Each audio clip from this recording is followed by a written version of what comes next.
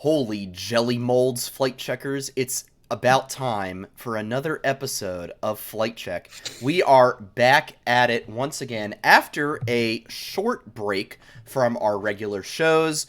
My name is Sandy Toes, and to my left and my extra left, as always, are the incomparable Knox War and Curly Double Q. Fellas, we took the week off for Thanksgiving. How were things for you guys? Oh, it was very, very pleasant. Personally, one of my favorite things about holidays is taking the train home and back here to Ohio. I do enjoy a nice train ride, especially because the train on the way to New York is 5 a.m. So I just stay up all night and then I check out. And I'm asleep, and then it's 10 a.m. and my grandparents are picking me up, and we go get breakfast at a diner. I'm like, hell yeah, that's great. That sounds And then pretty good. also when I'm home, I take my mind off school. I take my mind off this. I just sit there. I watch Netflix. It's good vibes. What's the go-to diner order? This is The go-to important. This is diner important, I order. think. Oh, It reveals a lot about somebody, you know? the go-to diner order. So number one, I always got to look at what the house is serving. But if it's going to be something that's probably in any diner, it's a toss-up between a really solid um omelet that has peppers, onions, maybe steak or bacon, and definitely got to have some cheese. And it's got to come with hash browns or home fries, preferably home Ooh. fries if I'm being honest. I agree on the um home fries. You're doing well so far. but if I'm not feeling the omelet, what is also my go-to is like a good like a plate where it's like they put a bunch of stuff together and then you top it with like two eggs, like something that seems really, really cool. You know what I mean? Where they're like, we got this big thing of bacon, and then we got some potatoes under it, and then we slap two eggs on it, and then there's some peppers and all that kind of stuff. That's my shit. That sounds pretty good. Yeah. Knox, Always over easy. did you have a similar diner experience this week, or what was it like for you? Uh, Unfortunately, no, I did not have a similar diner experience this week. Although now you've got me thinking, we down here in Texas, because Tex-Mex, we have what's called huevos rancheros, Ooh, and it yes. is amazing. That's usually my go-to diner order. So thanks for making me hungry, Curly. I know what Knox is doing for breakfast tomorrow. Hey. Need to go grocery shopping first. So maybe Wednesday. Maybe Wednesday. Yeah. There's an idea for sure. I've been living off of Thanksgiving leftovers for the past however long. So That makes sense. We've run out of food, and grocery shopping is coming up real fast. Right. No, for me this past week, I just fat chilled. I vegged. I didn't do much. It was great. It was beautiful. It was very much needed. It was a mental reset. It was glorious. That's Need I great. say more? Yeah. Well, while you chilled, and while we all chilled, truly, a lot happened in terms of FlyQuest moves, both in terms of FlyQuest and FlyQuest Academy. So, how tonight is going to go, we're just going to kind of go over some of the expected signings, things that were leaked before, and just kind of talk about that, and now that they're confirmed, how we're feeling about those, how we're feeling about how the rest of the assumed roster is looking, and then we've got some surprise Academy additions to discuss as well that we are going to go over, talk about those guys and what they're looking like, where they come from, things like that, and then we're just going to go into basically how the offseason has gone so far, what our current feelings are on it. Something could absolutely change in the next few weeks. The season doesn't start for another month and a half. So, who knows? Something could absolutely change. Nothing is ever really locked in until LCS lock-in starts, right? So that'll kind of be the order of events for this episode. So let's start out with just a quick rundown of some of the moves that have happened in the last few weeks. So I think the first big one, we'll start with just like the FlyQuest roster in general. So Afromu announced as our support for the 2022 season. And we were just talking about this pre-show, how to pronounce his name. Tukui joins as the mid laner all the way over from the LFL in France. This was probably the most anticipated signing, I would say, of the entire FlyQuest fan community, just because he's a young player, a big prospect over from that league. So now that these moves have been made official, and it also seems that Johnson, rejoins the main roster. I think it wasn't necessarily confirmed officially, but just through how various things have been messaged, it does seem that Johnson will be Afromu's bot lane partner. So Nox, I'll just start with you. So these three parts of the roster seem to be confirmed alongside Jose Deodo. The FlyQuest Twitter account literally just made a tweet the other day about how they miss him and can't wait to see him again. So we can assume he's coming back. So everything is pretty much confirmed, except really for top lane, and we have a pretty good idea of where that is going to be. But let's just talk about those first four spaces, and I just want to hear your reaction now that things have been made official. Yeah, for sure. Let's start with support, right? Because I think all three of us unanimously had Afromu as pretty much one of our top, we should get this person. Hold on, I'm sorry. Okay, had to clear the throat. Sorry. Yeah. As I was saying, in the very beginning, before offseason even started, it was like, hey, Afromu's a free agent this offseason. He would be a great veteran for the roster. If we pair him with Johnson, there's already great synergy there. If you pair him with Tomo, even, I'm sure Afromu's a great in-game leader that will help develop Tomo to be a great AD carry. There was a lot of signs pointing towards getting Afromu this offseason. So when he was signed, it was like, bam, number one thing off of my Christmas list, check. And that felt great, right?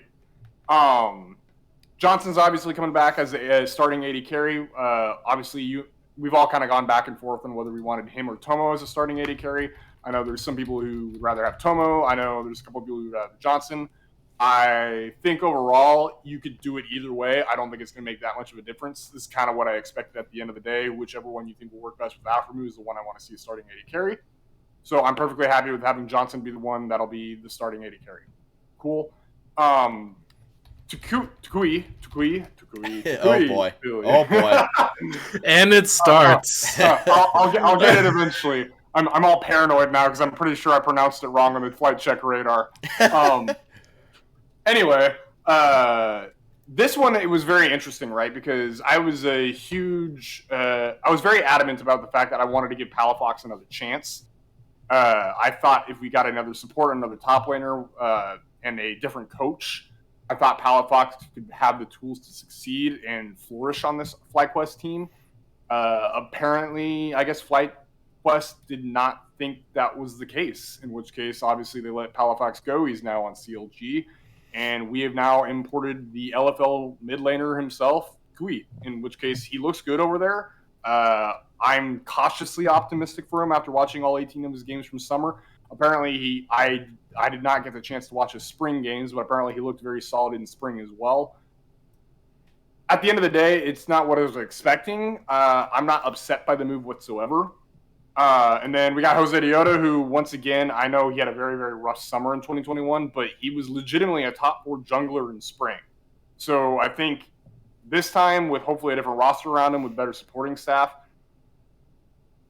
I think, honestly, that top 4 jungler is going to come back and maybe even higher, right? So I'm like, a lot of people were like, NXI should have had the chance, and we'll get into NXI here in a little bit, right? But Jose Deodo deserved another chance. I don't think he was done justice with how summer went. I don't think he had a team that was supporting him the way he needed. I think this split/year is going to be a lot better for Jose, and I'm looking forward to see what he can do with this roster. That's great. Yeah, Curly. I mean, I know you've got plenty of thoughts yourself. Absolutely. So I know we've covered it a few times. With Afromu, definitely solid veteran support that's going to make it easier for bot lane to be unlocked, which I definitely think was one of our weak sides for the entire season. So especially, rekindling that relationship between him and Johnson, if Johnson is our starting uh, ADC, which I believe it's probably going to be the case where he is, because I also think in similar energy, Diamond and Tomo actually work really well together. So if we're keeping Diamond down in Academy, I think keeping Tomo with him is just the best call for both rosters. And mid lane. So when it comes to Jose Diodo and Tukui working together, that is something I'm very, very excited for. Especially because I freshly watched the Laura interview right Yeah, I before forgot to mention this. that. Yep, I watched that about an hour ago myself. Yeah, and so something I appreciated is how Tukui just he mentioned that he was like excited to work with Jose Diodo, how it seems like coaching staff wants to play through their synergy, and how just their play styles are probably going to work well together. So I'm excited to see that play out. Hopefully during the lock-in tournament, because it also sounds like FlyQuest is on top of the Visa game, as it sounded like from that interview as well.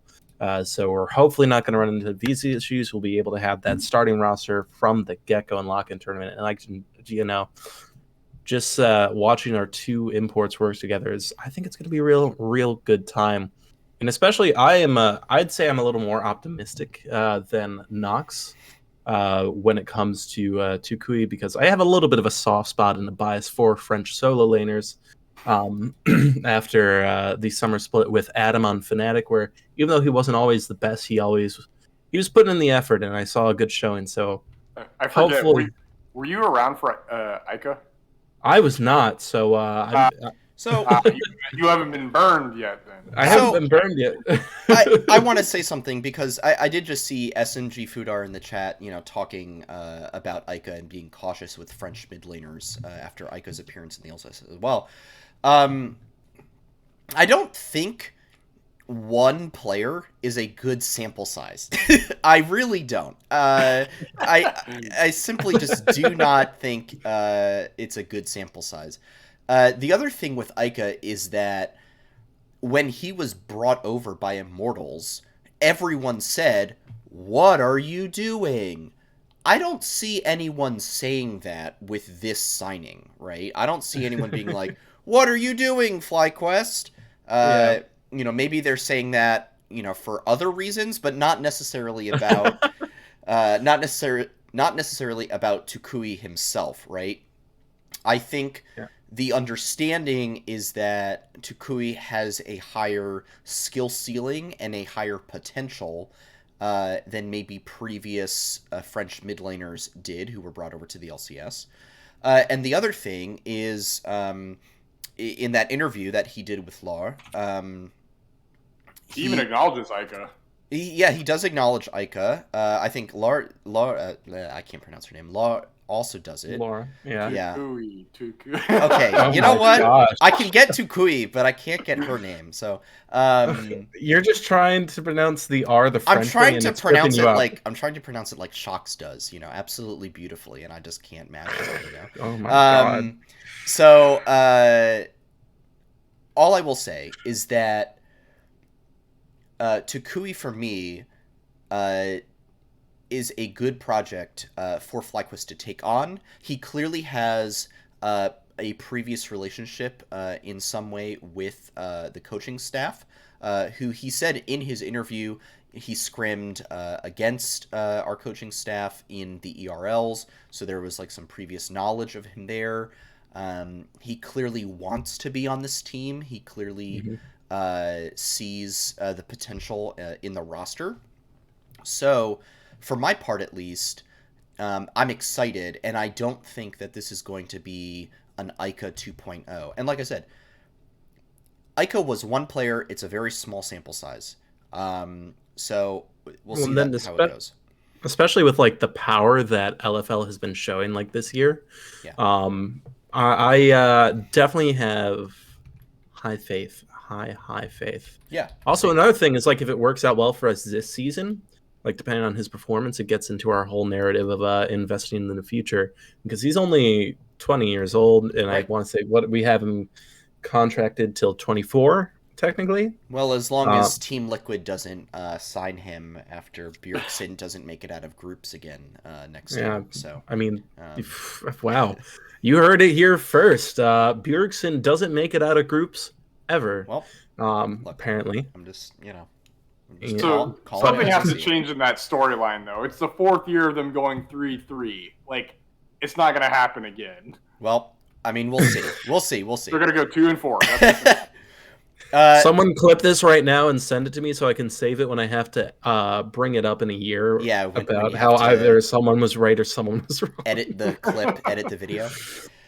So those are the big moves. The other not so publicized move, but I'm sure it'll get announced in the near future, is it looks like Sharks and Fantix will be the coaching staff for LCS next season.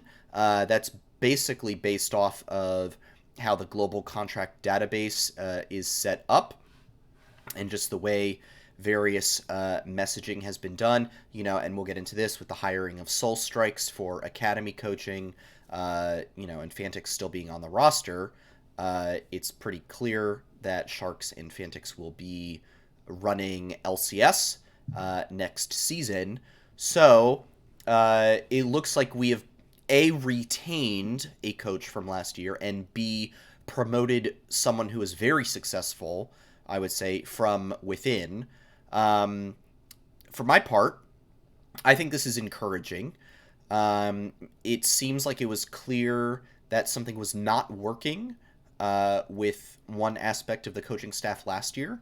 I believe I literally just heard on a Hotline League episode recently. It was either an old episode or that I was catching up on, or a recent episode where Mark Z literally just like lays some of the blame for last year at the coaching staff's feet, where they come up, the LCS team looks rough, the academy team comes up, they do great, and then they start going downhill again. Meanwhile, the LCS team goes down to academy and starts absolutely smurfing. You have to wonder how much of that is attributed to the coaching staffs in both LCS and academy. So I, for one, excited to see Fantix moving up to LCS coach. Knox, I know you've got a lot of opinions on the coaching staff, so hit us with how you're feeling there. So I think ideally what I was kind of hoping for, this is like the second option, right? Like the one that FlyQuest actually went through with internal promotion. I'm okay with it. I think I was kind of hoping more for probably an outside person coming in to take over the head coach position, someone who was a little more experienced, someone who's going to maybe stick around for a while. I guess in this case, FlyQuest decided, hey, Sharks, you're going to be our go-to guy. You're going to be the one who's sticking around for a while. We want you to develop the team, which I'm okay with that. But I think at the end of the day, I would have probably preferred someone a little more like proven on the big stage, right? Not to say that Sharks isn't proven, because he has a lot of history and experience under his belt from EU Masters, from I don't know if you guys knew this, but he was actually briefly on G2 for one split in 2017 spring, and then he's also been around in the LCL for quite a while too. So, not to say he's not experienced, but I was kind of hoping maybe we bring in someone who's a bit more experienced on the actual big stage, or has a little more experience in that aspect. But that's fine too. I'm very excited to see Fantix coming up being the assistant coach for him, because I think Fantix did a lot of great work in the academy for the academy boys, especially after how well academy showed up last year. So I think if we can replicate some of that academy success for the actual squad this year, I think we'll be looking great. And then Soul Strikes, I'm still doing research on him, but from what I've seen, he's kind of just bounced around in Osh for quite a while. And then he was also in Latin America for a little bit. And then his most recent team, and I love this, was Unicorns of Love Sexy Edition, which was Unicorns of Love Academy team. So I mean, he was under Sheepy, right? In which case, Sheepy's a very respected individual in the LoL scene. So I think he's probably got a fair amount of experience. And so him coming in as the academy coach for FlyQuest, I can see the potential there, and I can absolutely see what they're going for. So overall coaching wise, I'm happy with it. I think we could have done better, but I'm absolutely content with it. Yeah, and one other note I will say, actually two. One other note about Sharks that I'm excited about. He ran the like Rogue Academy team a couple seasons ago. That won EU Masters 2020 summer, Yep. and was so successful. So he has quality head coaching experience, and that's something I'm very excited to see if he can really implement. And then the other note I wanted to say, thank you to SMG in the chat for bringing this up, is that Fantix has renamed to his first name Richard. So Richard, quote, Richard Sue. Kind of one of those, Brian, don't call me Brian, Brian Kibler moments, for That hurt my brain just a for little any bit. of you OG Magic the Gathering fans out there, So anyway, Richard Sue is the man's name, and we will not stand for any Richard slander in this house. Curly, Yeah. your quick thoughts on Richard coming up to Academy and Sharks being moved to the head coaching role. I personally like it a lot because I think I believe it was for part of the split that Kanani and Richard coached together, right? For FlyQuest, like for the LCS portion. Yeah. And so I really think what I saw from the teams that Richard was in charge of was really, really good. So if we can have that year round and him like working with everyone from the get-go, especially bringing Sharks up to work alongside him, I think that's going to be absolutely phenomenal. And I think that also, as long as we hold on to both of them, it just spells really good for our future. Because I agree with Knox on how, like, initially I was like, oh man, maybe I would want to see someone who's been on the scene for a while who like can come on in and like help coach us in, like, say, I don't know, if Hive for some reason was like, let's coach FlyQuest for a split, kind of like Yamato did with Fnatic, something like that. I was like, sure, that'd be really, really good. But I think this is just as good, and probably saves contract headaches as well. Yeah, probably. Yeah, probably. So that's I'm faithful. I am ever faithful with these coaching changes. Yeah. Cool. Well, then let's get into the Academy news. So let's stay on the coaching line, and I think you just mentioned it, Knox, but we'll bring it up again. Soul Strikes hired as the coach for FlyQuest Academy, and it looks like Brendan Loyota will be staying on as well to continue being an analyst for the Academy team, as well as a scout. So that's really exciting to see. Yeah, as you just mentioned, Soul Strikes has had kind of he's been all over the place a little bit. He's coached in both Oceania, he coached in Korea, Latin America, and then on Unicorn Sexy Edition last split, finishing second in the the Prime League Pro Division Winter Cup. He also did win the LLA 2020 opening with All Knights, which had a pretty stacked roster from what I can see right there.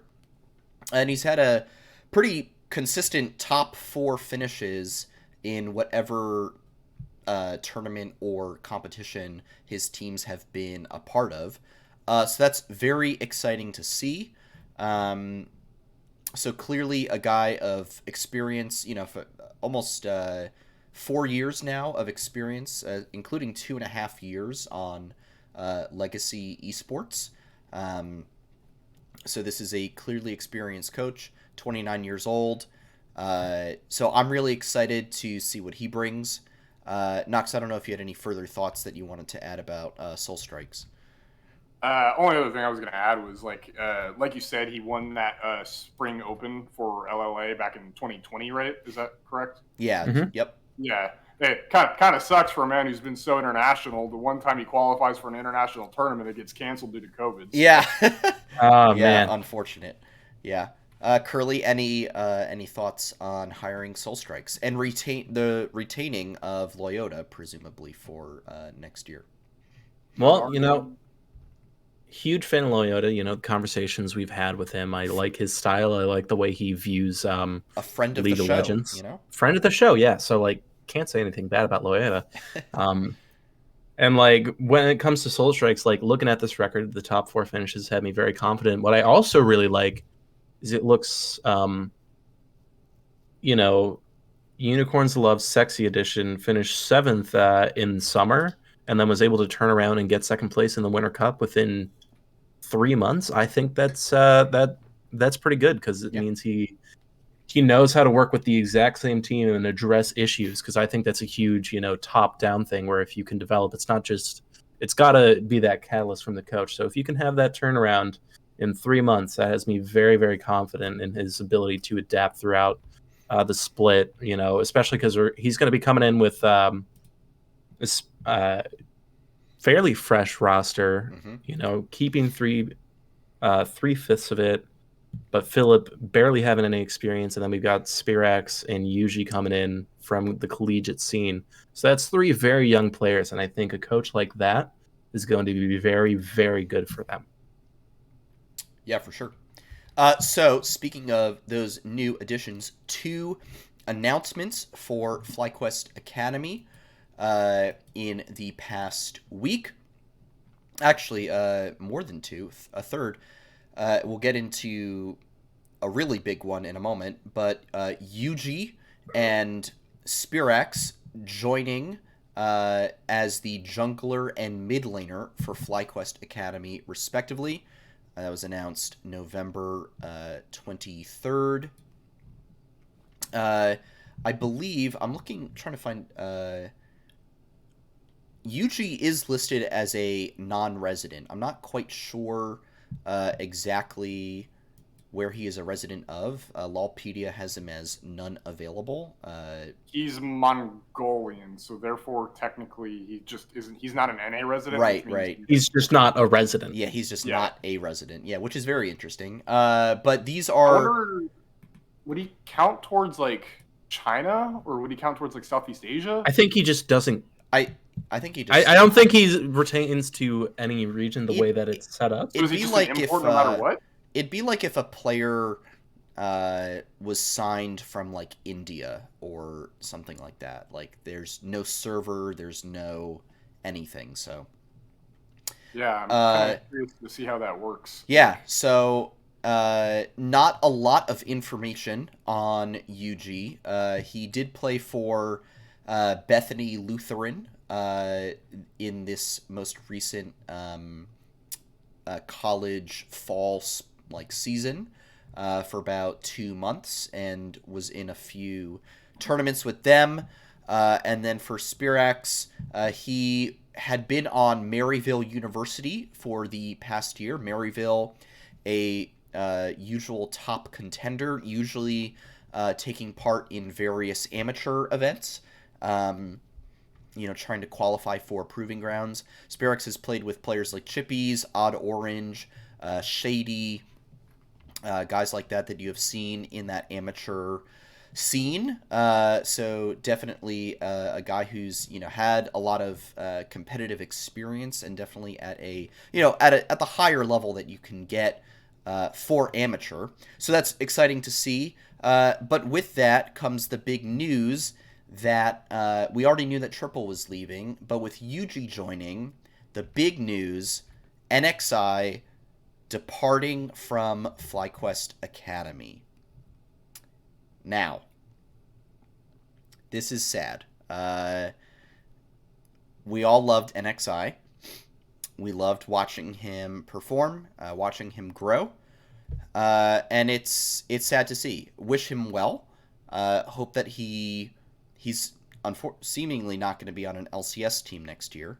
Hope he lands on a good academy team instead. But Curly, I'm not sure I'm super happy with losing NXI. Well, I might be one of the only people in the FlyQuest server that is okay with this departure, if I'm being perfectly candid. Um, And you may be. and part of it comes down to what I saw after that first week of coming onto the scene, academy team, having that miracle week, and then everything that happened afterwards. I saw NXI just start kind of being very inconsistent, and like when I was watching his streams, like his solo queue, I could see it seemed, I don't know what it was, but for some reason whatever mental was there for like the first half of summer seemed to go away. And it seemed like almost that he had kind of taken a step back from caring about the game. And so admittedly, it's I and I can't, I'm not NXI. I can't speak. It's just how I felt as a viewer. And so it's like if that's what was happening, maybe he was like, you know what? I've had my time in Academy. Maybe I just want to take a step back or something like that. Like, thanks for the opportunity, FlyQuest, but not next year. I don't know what it is. But maybe he does want to go somewhere else. Maybe he just decided FlyQuest wasn't his place. But for me personally, yeah, I'm not upset with losing NXI, especially if we're investing in, you know, collegiate talent like Yuji for our future. Yeah, Knox. I mean, any thoughts on what Curly just said? So, I mean, yeah, I kind of side on the side of Curly of like, while I'm not happy about him leaving, like, I'm not like upset by it either. I've been putting a lot of thought in this lately because so I think the process what FlyQuest is thinking, right, is you have a jungler in Jose Dioto who you've put a lot of investment in terms of team culture on top, in terms of like who you want to have him play with, like because clearly it was showing earlier in the Takui interview that like two of those have been talking, two of those guys have been talking. So obviously they want to get someone who like fits well with Jose, which to me tells me that they plan on keeping Jose around for quite a while. And it seems like they're going to have Takui around for quite a while because a lot of like discussions that have popped up around him have been saying that hey, we want to put development into you. We want to help you grow. So it sounds like that's going to be a mid jungle duo that, at least for FlyQuest, is going to be around for a little while. And someone like NXI, who isn't necessarily like old at all, he's still relatively young, right? But I mean, he's getting to the point of where he's getting close to LCS level. I straight up will admit I didn't think he was ready for it this year, but come next year, I think he will be ready, and I don't think FlyQuest is going to be willing to want to keep him around for that. Like, they're not going to have him just sit on the academy bench. That's not going to be good for him. So I think, if anything, they're giving him the opportunity to go somewhere else and to grow on a different team and get that LCS starter spot then, because I don't think whatever is going to happen, no matter how good he looks, I don't think FlyQuest is looking towards giving him that LCS spot in 2023. So to put it simply, I think FlyQuest is just giving him the opportunity to go somewhere else to obtain that LCS spot because I don't think FlyQuest is looking to give it to him come 2023. So, if anything, I think it's probably a good thing that he's leaving. I am still upset about it a little bit, but I'm also not upset about it. Yeah, I'm still conflicted about it.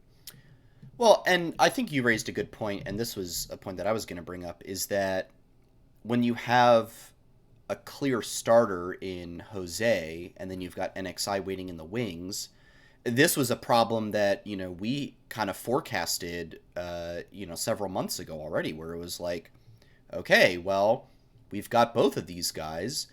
What are you going to do when it seems like NXI is ready? You don't really just want to throw Jose Dioto away. You want him to be your starter. You signed him to be the starter. So I feel like we all saw a buyout coming, down the road. We just kind of avoided thinking about it, ignored it. We were like, no, if I don't see it, it's not going to happen. But, here it is.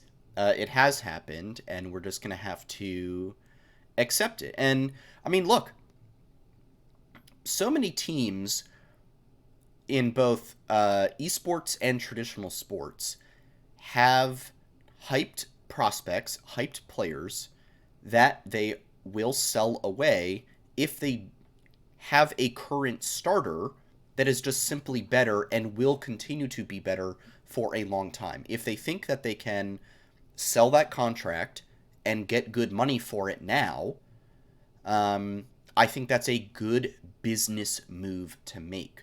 So, yes, sad to see NXI go. Probably at the end of the day, it's a business decision. Nothing personal, kid. We'll see you on the Rift. So, there's that. So now we can get to the additions. Yuuji and Spirax. Nox, there's not a lot of data on these guys. We've got basically a year of amateur tournaments for Spirax. Maybe a little bit of amateur stuff, before that, but not a ton.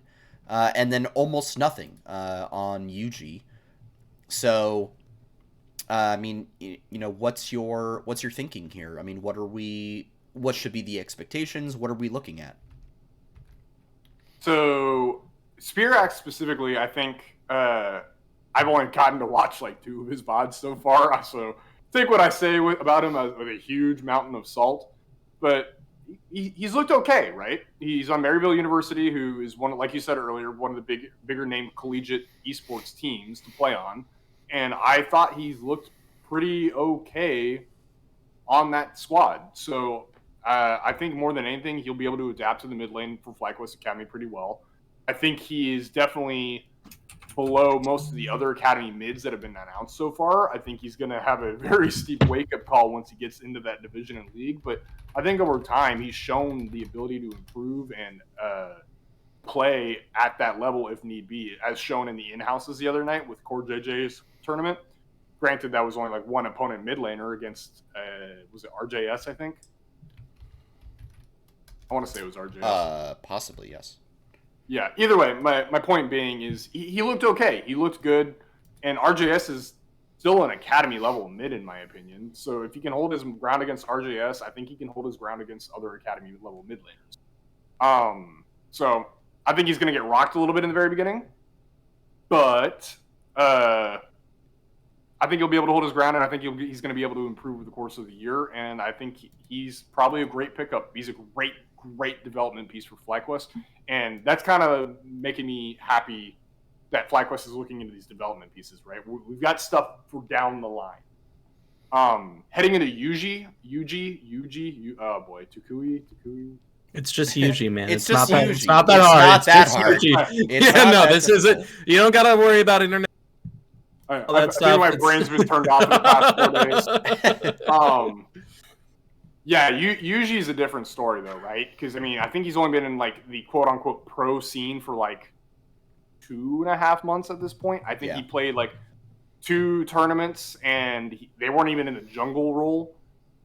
He was a support, so it was Jungle 2.0. Yeah, pretty much. So there's not a lot of data to take away from him, right? So I'm assuming, obviously, FlyQuest ended up looking at his solo queue play, and I'm sure they probably had tryouts for it and for him in some way, shape, or form, and he probably just really impressed in tryouts is what I'm betting on happened. In which case, if that's the case, cool.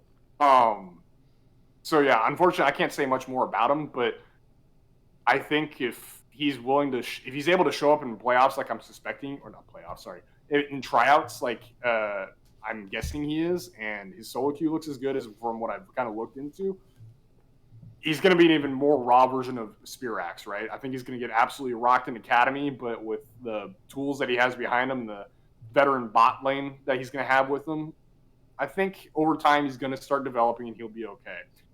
At the end of the day, though, this Academy team, I am not expecting to do well this year. I am expecting them to get absolutely just beat up over and over and over again. But I think really all I'm looking for is for the bot lane to be just kind of the support, the rock that they need, and for these guys to show improvement over the course of the year. They show that and go into 2023, they're going to look good. and I can only imagine come 2024, right? But that's like looking way, way down the line. Bottom line, I'm glad FlyQuest is picking up development pieces from Collegiate. I like it a lot. Yeah, and I would agree, because if you look at the end of 2020, when our main roster got completely bought out, right, or left for various reasons, and we had to rebuild, we started from scratch, right? And that was also because the academy team that we had at the end of 2020 also either got bought out or just wasn't good enough to move up. That academy team at the end was Revenge, Fnatic, Triple, Mash, and I think Big. So we only held on to Triple there. Yeah, so we only held on to Triple, and then Revenge got brought over to IMT, right? But like those, out of those 5 players, I think, yeah, you would only say like Revenge or Triple would have been worthy of, maybe moving up to LCS. But what you want to have is if there's a scenario where your players, leave because of free agency or get bought out, by a bigger organization, you want to be able to say, well, look who we've got in academy, and just bring up your hyped development pieces. And so this is a much better, thing to see, instead of just having some of the recycled players that we've been seeing floating around in academy for some time. So I'm very happy to see us going into the collegiate route, getting some new developmental pieces. Yeah.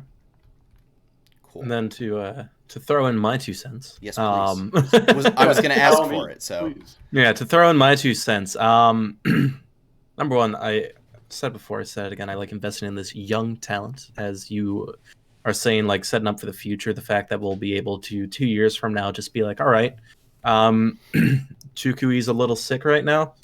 Let's bring in Spirax, because he's going to be just as good, because, 1 year of academy and he's going to be golden, But in all seriousness, I think I actually have higher hopes and expectations for these players than what Knox was saying. And I was like, I wouldn't be surprised if they get met with a wake-up call. I mean, anytime you transition leagues, it's what happens, You go up a step and you're like, oh, shoot, all right, there's a reason this is a step above. Yeah. But I do...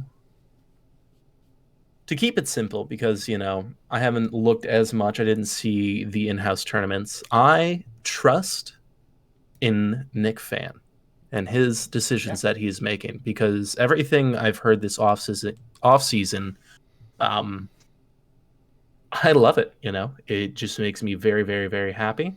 And I think he's setting the FlyQuest League of Legends team on the right path.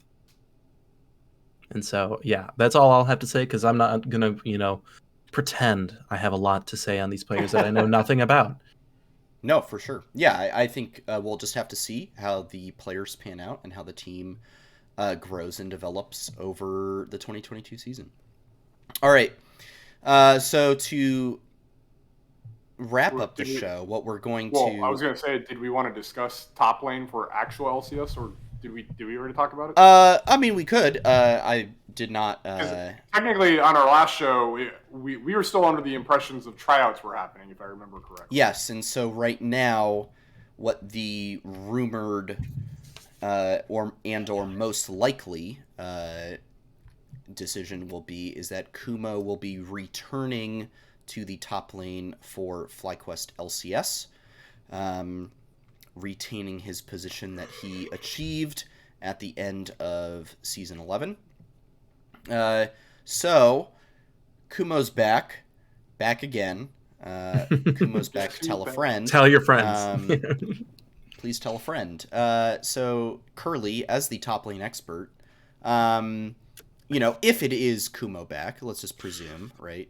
I mean, how are we feeling about bringing him back, in addition to some of the other pieces that we already have? I think when we were under the impression of maybe he's going to be back, I said that I was very happy holding on to him, and I'm going to stick with that. I really like holding on to Kumo. I think he's a good piece. I think he's a solid top laner. I even went so far as to, open the oven over LCS Summer Split and say he was better than some top laners that maybe he wasn't at the time, but namely I can think of when I said, oh, he's better than Impact, and then we lost TL. But anyway, I do think he's a good person to hold on to, and I think especially having Fantix and Richard and Sharks guiding him and being able to work with what I think is going to be a more solid mid lane jungle energy and solid bot lane. I think he'll be able to flex a lot more because Kumo, I think he's got it. I think he just has to have the right people around him and the right coaching staff behind him to give him the champions that he needs to flourish. That's good. Nox, how about your thoughts? So, I think at the end of the day, I'm okay with keeping Kumo. I think I stand by my decision of I still would have rather have had Jenkins. Jenkins Agreed. showed that he can absolutely hold his ground in the LCS on a Team Liquid squad without Alfari being there. And he was getting the absolute crap beat out of him because of it, and he held his ground pretty well. He played a great weak side. In which case, I think with a mid and bot lane of what we have currently with Johnson Afremu, as well as Kukui mid-jungle duo with Jose Diodo, you just need a weak side top laner, and I think Jenkins could have done that perfectly for the team. However, Kumo has shown he is a great shot caller. He's an amazing shot caller. And so I think that paired with Afremu can absolutely make this team work and be successful, but I'm very, very nervous about his laning ability still, and that's pretty much the only thing I'm really concerned about. He did, however, peak, what was it? I think it's like 250 LP Masters in Korea in this offseason. So hopefully he got some improvement there. Maybe he learned how to lane a little better. Maybe he can hold his ground a little better. I'm not even sure. But hopefully the training in Korea did wonders for him, and he will come back looking renewed and fresh, right? Mm-hmm. Yeah. I think my only real question to this day is FlyQuest was hosting tryouts for the top lane while Kumo was in Korea. I would like to know the logistics on how that worked. Yeah, I mean, was it like... I mean, you could say, well, we know what we have in Kumo, and then these guys just don't impress us enough in tryouts to make it a competition or make us, move on from him. I mean, that would be the only... Or big brain here. Hear me out. The top lane tryouts weren't actually for top lane. What? They were like, let's take a good top laner and move them to the mid lane if they're good enough. And then we came across Tukui and we were like, oh, never mind. Well, that's certainly an angle. I'm kidding. No, that's... So let me give you the perpendicular angle to that. My other hypothesis was CLG offered a butt ton of money to Jenkins, and Jenkins said, sorry, I'm going with them. Yeah. That is also viable. That would be my best guess as well, is that the offer was simply better and that we got outspent. Yeah. Would love for someone to ask Nick Fan about that sometime, but we'll have to... Yeah, I don't know who would do that. Who could possibly ask Nick Fan questions? I don't know. Okay. So that's how the roster's looking. Let's get honest. Mm-hmm. I mean, how are we feeling? Because a lot of the other rosters in LCS have made moves and or upgraded. Some of them were side grades, you could argue. But has FlyQuest done enough to improve from a 9th place finish? Now, LCS format is changing next year, so your spring record will no longer carry over into summer, which would certainly be helpful if we don't do great in spring. But so we're looking to do better than ninth, right? Which there's not a lot of space below that. It's ninth or 10th. Eighth is technically an improvement, right? Where are we looking right now? Because when I look at the rest of the league, it's a little scary.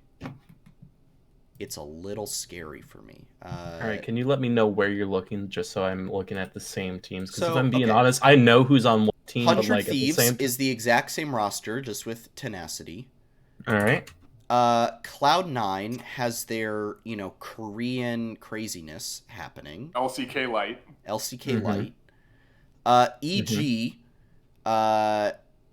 upgraded from Ignar to Vulcan, upgraded from Svenskeren and contracts to Inspired, brought in, Jojo Pune, which everyone was excited about. Immortals, I would say upgraded with PoE and Turtle in. Team Liquid, I don't know if you would want to say that this is an upgrade, but I mean, Hansama definitely better than Tactical. Maybe Bwipo's a downgrade from Alfari. But... Whoa! I'm gonna cut you off. Alfari hater, Sandy. I hope you're ready for the wow. No, my God. Let me just get through. Let me just get through these rosters. I'll let you get through this, but oh my God, Bwipo, a downgrade from Alfari. I'm sorry. Look, I didn't want. You got yourself into this one, Sandy. Hold on. Bwipo is not a downgrade from Alfari. All right. Yesterday, I had in-houses on my second monitor for like one match, and the one play I saw a 10% HP Bwipo on Shen gap someone at 50% under his turret. Yeah, no, stop. No. Bwipo is leagues better than Alfari. Oh my god. Alfari could never. Alfari would have died.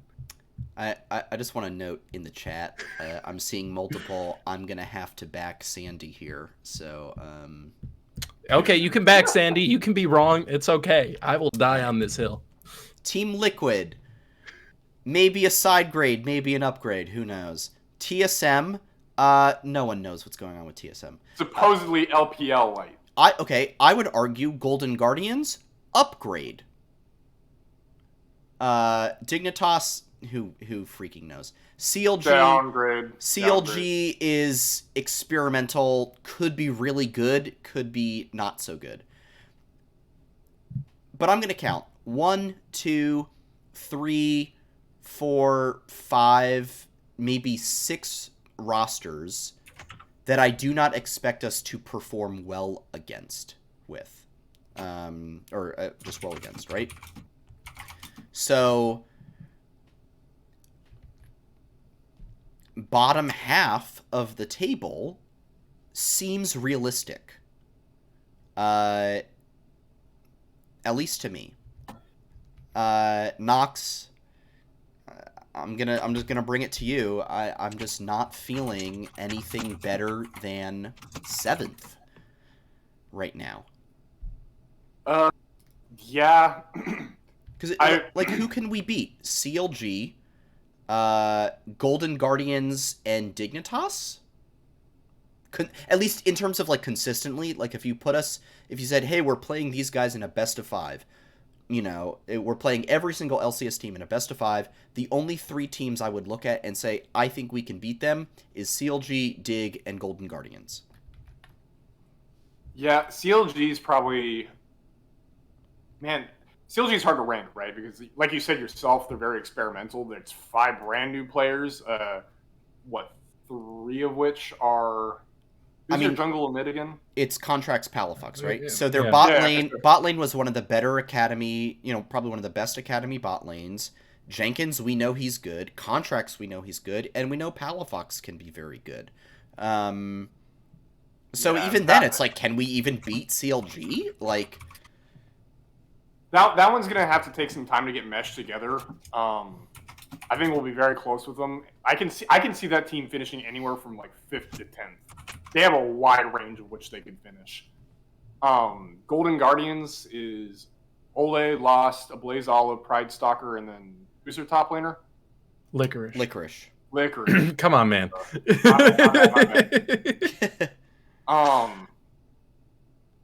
Yeah, see, that's another one where it's like, I feel like Golden Guardian's mainly upgraded, so I don't think we're really going to be able to catch them at all. Immortals, I feel like, pretty much upgraded for the most part, so I don't, yeah. I'm going to honestly sit here and tell you guys that I'm not expecting much. I think we'll be lucky if we get 8th. I really, truly believe we'll be lucky if we get 8th. Yeah.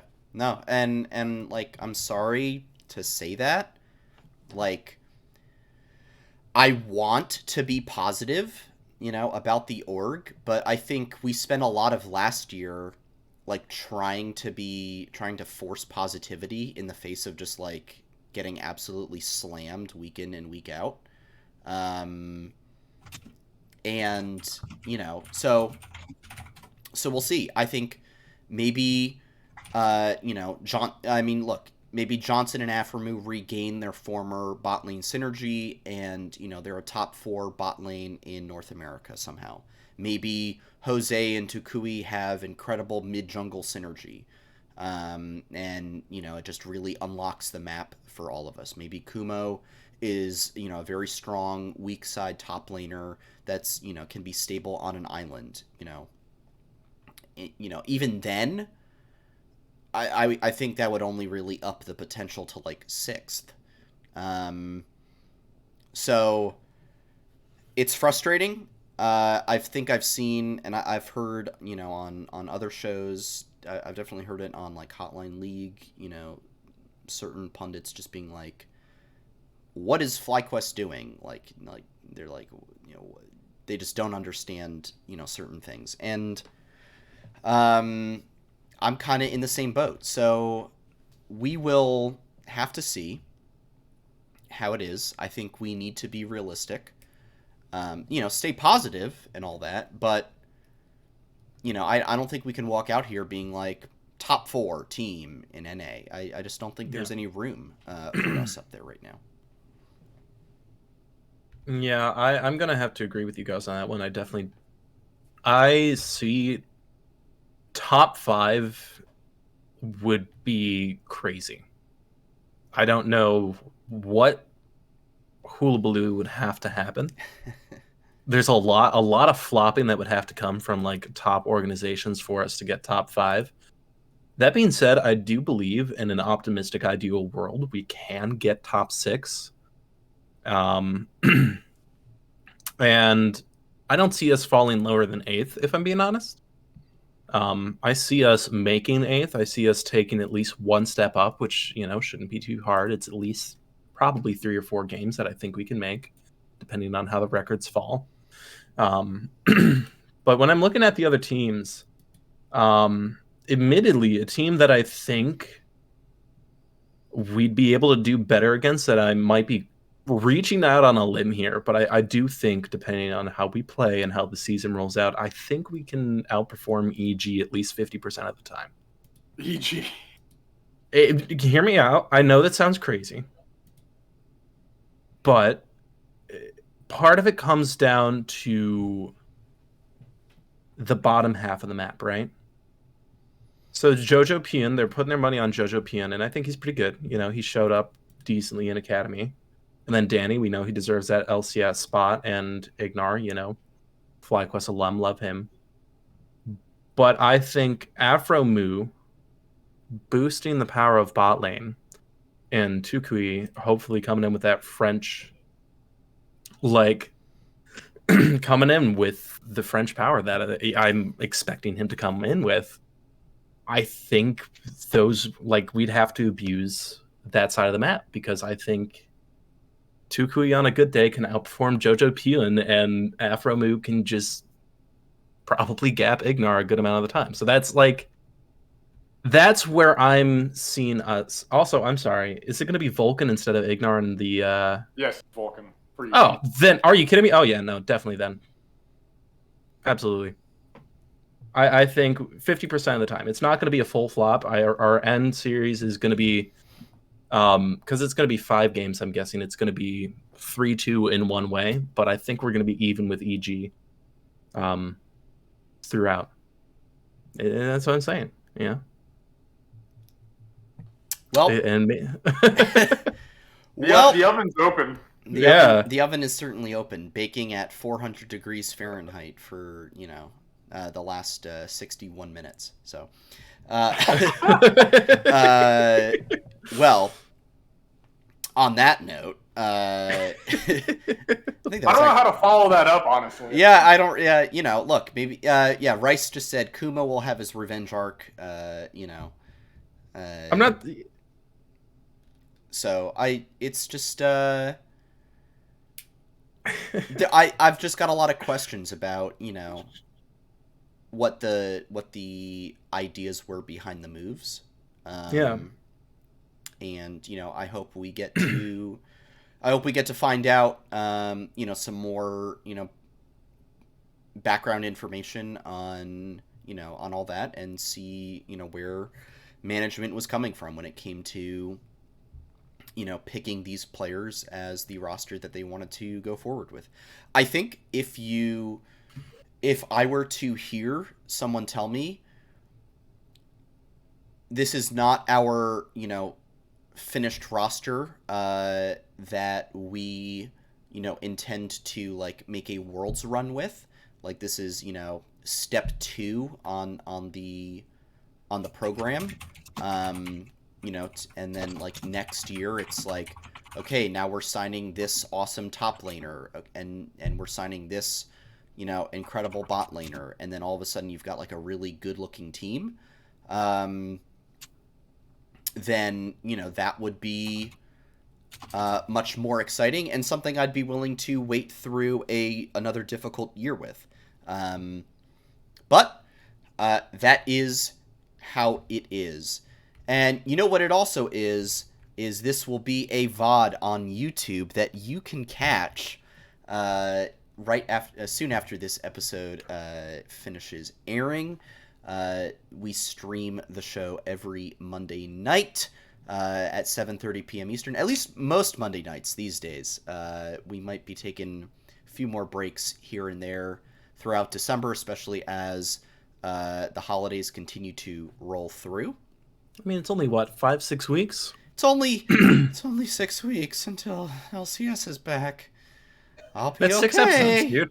That's easy, man. Hey, don't worry. Valorant Champions starts in like 2 days, so. True, I'm so excited. Which is where FlyQuest will announce that suddenly we have a Valorant roster that auto qualified. Yeah, it's NA's time to shine, right? NA will finally win a world title at an esports event through Valorant. And what we were all EU takes it. Yeah, what we were all hoping for. All right, that, I believe, is the show, unless you guys have anything else you wanted to bring up.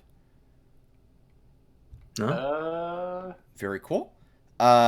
Shout-outs, plugs, Knox, what has been going on for you? Anything interesting coming up? I know you've always got things, always got something cooking for the future.